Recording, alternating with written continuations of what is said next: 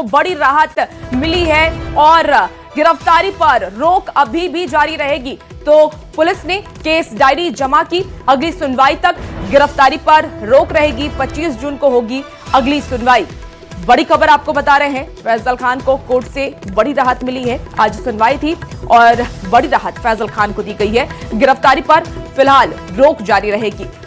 तो पुलिस ने case diary जमा की और अगली सुनवाई तक गिरफ्तारी पर रोक की बात कही है। 25 जून को होगी अगली सुनवाई।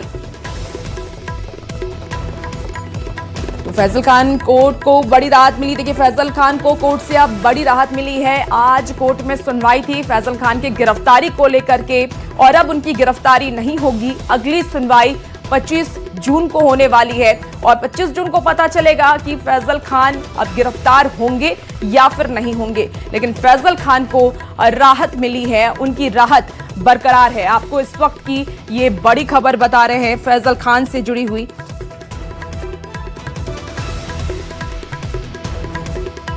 और ज्यादा जानकारी के साथ न्यूज 18 संवाददाता रवि एस नारायण हमारे साथ फोन लाइन पर जुड़ चुके हैं। रवि, कोर्ट ने फैजल खान को राहत देते हुए गिरफ्तारी पर रोक लगा दी है। आखिर इसकी वजह क्या है, क्या दलील दी गई है?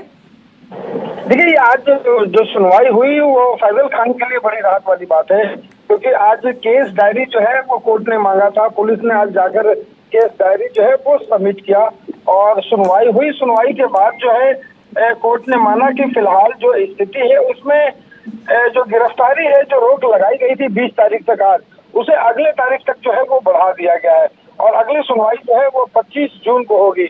मतलब 25 जून तक खान सर जो है वो फैजल खान के गिरफ्तारी पर रोक जो पहले था वैसे ही जो है वो प्रोटेक्शन रहेगा। वो जो रोक जो है वो लगी रही। उस पर किसी ढंग से बल प्रयोग या दंडात्मक कार्रवाई जो है पुलिस के द्वारा फिलहाल 25 तारीख तक नहीं की जाएगी। तो कोर्ट ने माना कि इसकी जरूरत जो है वो फिलहाल नहीं है। ये एक बड़ी आज घटना हुई है जिसमें खान सर को एक बार फिर से जो है वो राहत मिली है। जी रवि, क्योंकि देखिए आज सुनवाई हुई, ऐसे में पुलिस की तरफ से जमा की गई केस डायरी में क्या महत्वपूर्ण तथ्य सामने आए हैं?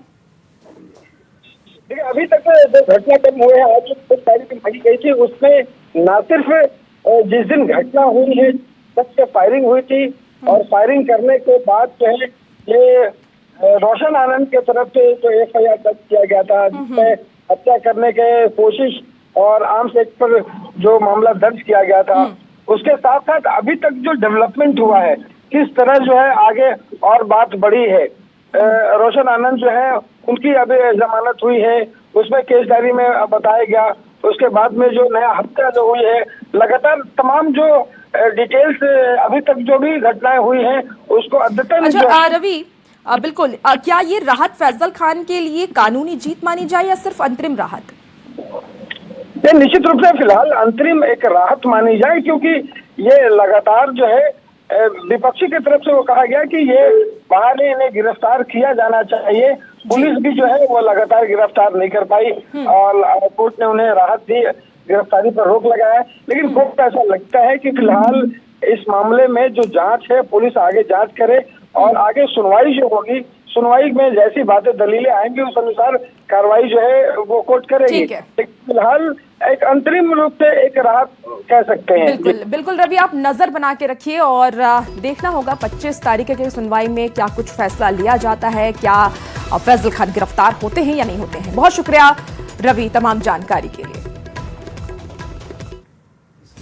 देखिए, देश भर में कल नीट यूजी की दोबारा परीक्षा होने जा रही है और इस बार पेपर की सुरक्षा में सेंधमारी नहीं हो, इसके लिए NTA यानी कि नेशनल टेस्टिंग एजेंसी ने व्यापक तैयारी की है और लीकेज प्रूफ परीक्षा को लेकर के आज देश भर में मेगा मॉक ड्रिल किया जा रहा है। आपको बता दें कि सुबह 9 बजे से ही मॉक ड्रिल की शुरुआत होगी, जो कि रात के 8 बजे तक चलेगी और इसके लिए 2 लाख से ज्यादा पुलिसकर्मियों को तैनात किया गया है। देश भर में 5,500 से ज्यादा परीक्षा केंद्र को हाई सिक्योरिटी जोन में तब्दील कर दिया गया है। 15,000 से ज्यादा अर्धसैनिक बलों को तैनात किया गया है, जो प्रश्न पत्र और OMR शीट की सुरक्षा करेंगे। परीक्षा केंद्रों पर करीब 1.5 लाख अतिरिक्त सीसीटीवी कैमरे भी लगाए गए हैं, जिससे कि निगरानी की जाएगी। तो देखिए, कल एग्जाम होना है 21 जून को, ये री एग्जाम होगा। पिछली बार पेपर लीक हो गया था, अब इसे लेकर के पूरी तैयारी कर ली गई है और आज मॉक ड्रिल किया जाना है, यानी कि 9 बजे से ये मॉक ड्रिल होगा और मॉक ड्रिल की अब शुरुआत भी हो चुकी है, जो कि रात के 8 बजे तक चलेगा। तो इसके लिए एनटीए यानी कि नेशनल टेस्टिंग एजेंसी ने व्यापक तैयारी की है और लीकेज प्रूफ परीक्षा को लेकर के आज देश भर में यह मेगा मॉक ड्रिल किया जाएगा। रात के 8 बजे तक ये मॉक ड्रिल चलना है और इसके लिए 2 लाख से ज्यादा पुलिसकर्मियों को तैनात किया गया है। देश भर में 5,500 से ज्यादा परीक्षा केंद्र हैं, जिसे हाई सिक्योरिटी जोन में बदल दिया गया। 15,000 से ज्यादा अर्धसैनिक बलों की तैनाती की गई है हर परीक्षा केंद्र पर, जो प्रश्न पत्र और OMR शीट की सुरक्षा करेंगे। परीक्षा केंद्रों पर करीब 1.5 लाख अतिरिक्त सीसीटीवी कैमरे भी लगाए गए हैं। और देखिए, कल होने जा रही नीट की दोबारा परीक्षा को लेकर के छात्रों से ज्यादा सरकार और एनटीए ने तैयारी कर ली है, ताकि परीक्षा पूरी तरह से लीकेज प्रूफ हो, कोई भी धांधली ना हो, पेपर लीक की कोई भी खबर ना आए। और आज इसके लिए मॉक ड्रिल की जा रही है। देखिए, 5,500 से ज्यादा सेंटर, हाई सिक्योरिटी जोन में 2.5 लाख पुलिसकर्मी तैनात किए गए हैं और आपको बता दें कि 15,000 अर्धसैनिक बल की भी तैनाती की गई है। और इसके साथ ही 1.5 लाख अतिरिक्त सीसीटीवी कैमरे भी लगाए गए हैं और इसके साथ 15,000 जैमर एक्टिव किया गया है। परीक्षा केंद्र पर 3 लेवल का सुरक्षा घेरा भी बनाया गया और सभी सेंटर की लाइव मॉनिटरिंग की जाएगी। विदेश में भी 14 परीक्षा केंद्र हैं और इसकी भी जानकारी दी गई है और वहां पर भी हाई सिक्योरिटी रहने वाली है। तो एनटीए की तरफ से ये पूरी तैयारी कर ली गई है। सरकार भी इस बार कोई कमी छोड़ने के मूड में नहीं है। इस बार हर किसी की यही कोशिश है कि छात्र जिस तैयारी के साथ परीक्षा केंद्र पर आते हैं, उनकी तैयारी सफल रहे और वो शांतिपूर्वक अच्छे से परीक्षा दे पाएं। और अब आपको बताते हैं नीट के री एग्जाम को लेकर के क्या कुछ इंतजाम है। तो नीट के एग्जाम में कड़ा प्रहार है। लेवल 1 एडमिट कार्ड की जांच होगी, फोटो पहचान पत्र की जांच होगी और इसके साथ ही उम्मीदवार की भी जांच होगी। अब आपको बता रहे हैं कि क्या करना है, क्या नहीं करना है। तो अतिरिक्त जांच के लिए समय से आपको आना है, हल्के रंग के कपड़े पहन करके ही आपको आना है। इसके साथ ही आधी बाजू की टी-शर्ट्स वगैरह पहन के आप आइए। और लेवल 2 में भी देखिए क्या क्या है। आधार के जरिए फोटो का सत्यापन होगा, उम्मीदवार की फोटो का मिलान होगा। परीक्षा के दौरान आप कुछ भी बाहर नहीं जा सकते हैं। तो इस वक्त आपको ग्राफिक्स के माध्यम से हम दिखा रहे हैं कि आपको एग्जाम के दौरान क्या करना चाहिए, क्या नहीं करना चाहिए, क्या कुछ गाइडलाइंस जारी की गई है। तो अतिरिक्त जांच के लिए समय से पहले पहुंचे और हल्के रंग के कपड़े पहन करके ही आप एग्जाम सेंटर पर पहुंचे। इसके साथ ही भारी गहने ना पहने, यह आपको नहीं करना है। अब आपको बता दें कि आधी बाजू की शर्ट, टी-शर्ट या फिर कुर्ता पहने और स्मार्ट वॉच की अनुमति बिल्कुल भी नहीं है, यानी कि कोई भी इलेक्ट्रॉनिक सामान आप लेकर के नहीं जा सकते हैं। इसके साथ ही उम्मीदवारों की पहचान का मिलान पहले किया जाएगा, फिर आपको एग्जाम सेंटर के अंदर, परीक्षा केंद्र के अंदर एंट्री दी जाएगी। तो ये तैयारी पूरी कर ली गई है नीट एग्जाम को लेकर के। कल नीट का एग्जाम होना है, ऐसे में स्टूडेंट्स पूरी तैयारी कर रहे हैं अपने एग्जाम को लेकर के और सरकार सुरक्षा को लेकर के पूरी तैयारी कर रही है। देखिए, नीट की कल फिर से एग्जाम होने जा रही है और परीक्षा को लेकर के बिहार भी अब तैयार है। बिहार में कल 1.5 लाख से ज्यादा नीट की परीक्षा में शामिल एग्जामिनर्स होने वाले बच्चे होंगे। एयरफोर्स ने 3 दिन पहले पटना पेपर पहुंचाया है और आज देर रात जिलों में भेजा जाएगा प्रश्न पत्र। देखिए, 34 जिलों में प्रश्न पत्र भेजा जाना है और जिलों में भेजने के लिए ऑनलाइन ट्रैकिंग भी की गई है। पटना में 46,000 छात्र छात्राएं परीक्षा में शामिल होने वाले हैं। बिहार में 1.56 लाख अभ्यर्थी शामिल होंगे। 35 शहर में 331 परीक्षा केंद्र बनाई गई हैं और वहां पर पूरी तैयारी की गई है। तो इस बार सरकार की यही मंशा है, यही कोशिश है कि इस बार किसी भी तरीके से पेपर लीक ना हो, छात्र शांतिपूर्ण और अच्छे से एग्जाम दे पाएं। और इसीलिए ये पूरी तैयारी एनटीए की तरफ से और सरकार की तरफ से की जा रही है। बिहार में भी सरकार पूरी तैयारी कर चुकी है। देखिए, नीट परीक्षा को लेकर के प्रशासन का एक फैसला भी आया है। ये बड़ा फैसला है, जहां आज से बेली रोड पर होने वाला है ट्रैफिक। तो बड़ी खबर आपको बता रहे हैं, ट्रायल किया गया है रद्द। बेली रोड में इंजन टैक्स से गोल्फ क्लब तक रूट करना था बंद और 22 जून से बेली रोड को लेकर के ये खबर सामने आ रही है। आज ट्रैफिक का पहला ट्रायल रन था। 22 जून से बंद किया जाना था यातायात, बेली रोड में बंद किया जाना था यातायात। नीट परीक्षा में पेपर पहुंचाने और छात्रों को दिक्कत को देखते हुए ये रद्द किया गया। तो ट्रायल रन की अगली तारीख तय की जाएगी। नीट री एग्जाम को लेकर के इस वक्त की आपको ये बड़ी खबर पटना से बता रहे हैं। नीट री एग्जाम को लेकर के ये बड़ा फैसला लिया गया है। पटना में प्रशासन का ये बड़ा फैसला है। बेली रोड में ट्रैफिक ट्रायल रद्द किया गया और आज से होने वाला था ट्रैफिक ट्रायल। इनकम टैक्स से लेकर के गोल्फ क्लब तक ये तैयारी थी और आज ट्रैफिक का पहला ट्रायल रन था। 22 जून से बंद किया जाना था यातायात, लेकिन फिलहाल इसे रद्द कर दिया गया है। बेली रोड में बंद किया जाना था यातायात। नीट परीक्षा में पेपर पहुंचाने और छात्रों को दिक्कत को देखते हुए इसे रद्द किया गया। ट्रायल रन की अगली तारीख भी तय की जाएगी। तो आपको री एग्जाम से जुड़ी हुई, नीट री एग्जाम से जुड़ी हुई इस वक्त आपको ये बड़ी खबर बता रहे हैं, जहां छात्रों को सेंटर पहुंचने में कोई दिक्कत ना हो, कोई परेशानी ना हो, इसको लेकर के सरकार ने ये बड़ा फैसला लिया है। प्रशासन की तरफ से ये फैसला लिया गया, जहां बेली रोड में ट्रैफिक ट्रायल को फिलहाल के लिए रद्द कर दिया गया है। अब अगली तारीख तय की जाएगी कि अब ट्रायल अब आगे कब किया जाएगा, लेकिन क्योंकि कल नीट का री एग्जाम होना है, ऐसे में काफी बच्चे वहां पर सेंटर पर पहुंचेंगे और यात्रा करने में उन्हें कोई ज्यादा दिक्कत ना हो, इसीलिए ये बड़ा फैसला सरकार की तरफ से लिया गया। और ज्यादा जानकारी के साथ न्यूज 18 संवाददाता रवि एस नारायण हमारे साथ फोन लाइन पर जुड़ चुके हैं। रवि, ट्रैफिक का पहला ट्रायल रन था, 22 जून से इसे बंद किया जाना था, लेकिन फिलहाल इसे रद्द कर दिया गया है। इसको लेकर के क्या कुछ और जानकारी? देखिए, प्रशासन जो है उसका एक बड़ा फैसला है, क्योंकि मेट्रो निर्माण को लेकर के ये घोषित किया गया था कि 22 जून से ये पूरे बेली रोड जो है वो रास्ता जो है वो बंद कर दिया जाएगा और वो आखिर ट्रैफिक आखिर उसके बाद कैसे चलेगी, इसे लेकर के आज ट्रायल रन होना था। 11 बजे से इनकम टैक्स गोलंबर से पूरे रास्ते को जो है वो बंद कर देना था, लेकिन नीट जो परीक्षा होनी है उस नीट परीक्षा को लेकर के प्रशासन ने ये बड़ा फैसला लिया है। उसका मानना है कि जो क्वेश्चन पेपर जो है वो पहुंचाने होंगे, छात्रों को जो है वो अपने सेंटर तक जाना होगा। तो ऐसे में ट्रायल रन में कहीं पूरी व्यवस्था जो है वो बिगड़ ना जाए, इसे देखते हुए सरकार ने जो है वो फैसला लिया है और अगली तारीख भी तय नहीं की है। माना जा रहा है कि आगे आने वाले दिनों के लिए इसे रद्द कर दिया गया है। आने वाले दिनों में कब ये ट्रैफिक रन होगा तो देखना होगा, लेकिन फिलहाल नीट परीक्षा को लेकर के ये बड़ा फैसला लिया गया है। जी, अगली तारीख को लेकर के क्या कुछ जानकारी है अभी?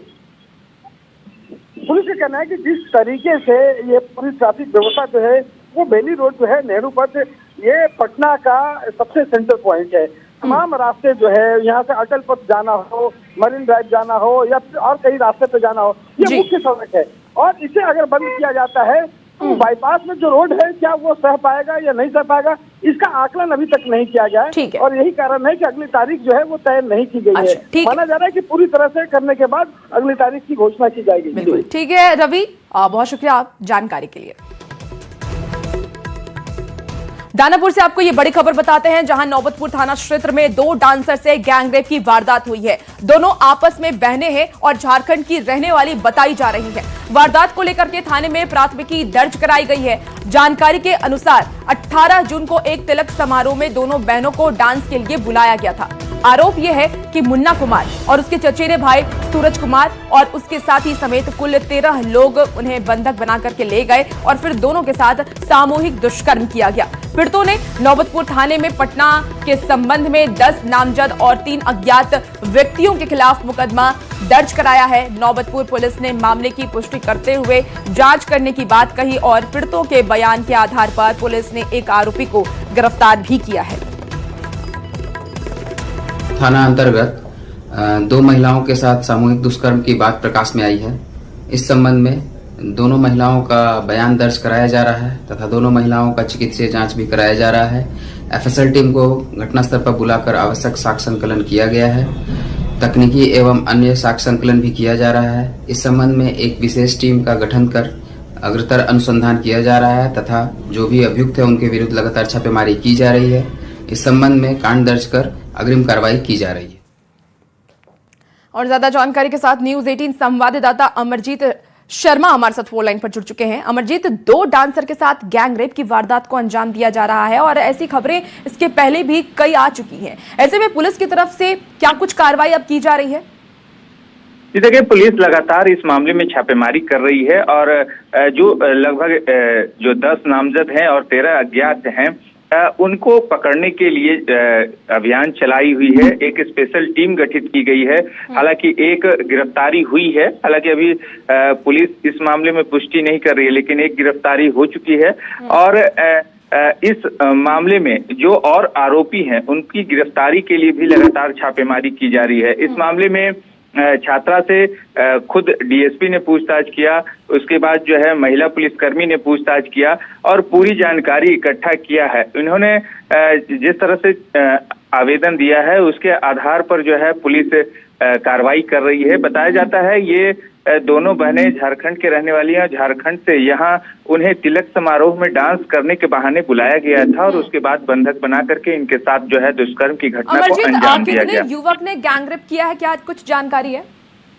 जी देखिए, प्राथमिकी के अनुसार 13 लोगों को जो है इसमें जो है अभियुक्त बनाया गया है, जिसमें 10 नामजद हैं और 3 अज्ञात हैं, जिसके खिलाफ पुलिस कार्रवाई में जुटी हुई है। जी ठीक है, आप नजर बना के रखिए, देखना होगा कि कब तक सभी को पकड़ा जाता है। बहुत शुक्रिया फिलहाल जानकारी के लिए। गोपालगंज से आपको इस वक्त की एक बड़ी खबर बता रहे हैं। डांसर सोनी भारती हत्या मामले को लेकर के इस वक्त की बड़ी खबर आ रही है। 24 घंटे बाद भी पुलिस के हाथ खाली हैं।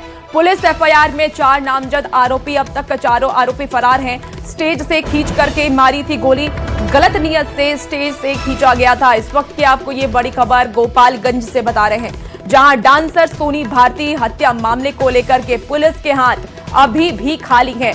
पुलिस एफआईआर में 4 नामजद आरोपी थे, अब तक 4 आरोपी फरार हैं। पुलिस के गिरफ्त में एक भी आरोपी नहीं आया है। स्टेज से खींच करके मारी थी गोली, तो गलत नियत से स्टेज से खींचा गया था, इस बात की जानकारी आ रही है। गोपालगंज से आपको बता रहे हैं ये बड़ी खबर, जहां डांसर सोनू भारती हत्या मामले को लेकर के बड़ी खबर। 24 घंटे बाद भी पुलिस ने किसी भी आरोपी को गिरफ्तार नहीं किया है। अब जरा डांसर की हत्या के मामले को आप समझिए। देखिए, गोपालगंज के कटैया में शादी समारोह था। आपको बता दें कि पटोहवा गांव में नाच कार्यक्रम आयोजित किया गया था। नाच पार्टी में सोनी भारती भी डांसर थी और डांस के बाद स्टेज पर ही आराम वो कर रहा था। स्टेज से ही कुछ बदमाश उसे खींच करके ले गए और डांसर ने जब विरोध किया, जाने से इनकार किया, तो अपराधियों ने पिस्टल से डांसर को गोली मार दी। पेट में गोली लगने से डांसर की मौके पर ही मौत हो गई। यूपी के देवरिया का रहने वाला था सोनी भारती और हत्याकांड में 4 नामजद आरोपी सभी फरार हैं। पुलिस के हाथ कोई अब तक नहीं आया है।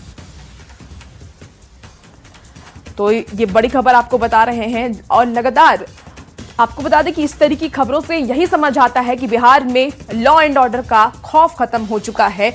डांसर को पहले डांस करने के लिए बुलाया जाता है और उसके बाद उसकी हत्या कर दी जाती है। नौबतपुर में गैंगरेप और गोपालगंज में हत्या मामले को लेकर के 24 घंटे में 2 बड़ी वारदात हो गई। ऐसे में सवाल उठने लाजमी है। न्यूज 18 की तरफ से सवाल यह पूछा जा रहा है कि क्या बिहार में कलाकार सुरक्षित नहीं है? क्या डांसरों की सुरक्षा भगवान भरोसे है? क्या कलाकार सबसे आसान निशाना बन गए हैं?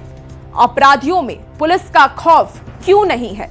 गैंगरेप और हत्या के आरोपी कब गिरफ्तार होंगे? ये कुछ ऐसे सवाल जो इस वक्त पूछे जा रहे हैं। पीड़ितों को कब इंसाफ मिलेगा?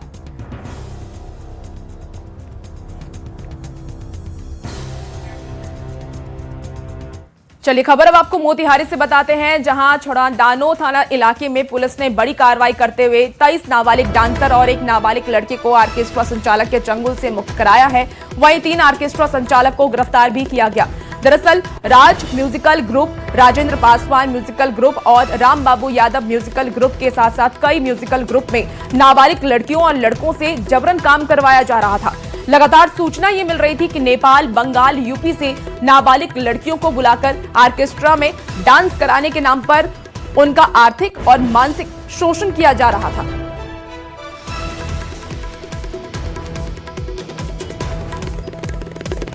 सूचना प्राप्त करते हुए हम लोगों ने विशेष दल के माध्यम से, जिसमें एनजीओ और एएसटी यूनिट के पदाधिकारी शामिल थे, इन लोगों के द्वारा बीती रात्रि को कार्रवाई की गई, जिसमें 6 ऑर्केस्ट्रा संचालकों पर रेड करते हुए वहां से 23 नाबालिग लड़कियों को और 1 नाबालिग लड़का को रेस्क्यू किया गया है तथा 2 पुरुष को भी पकड़ा गया है संचालक।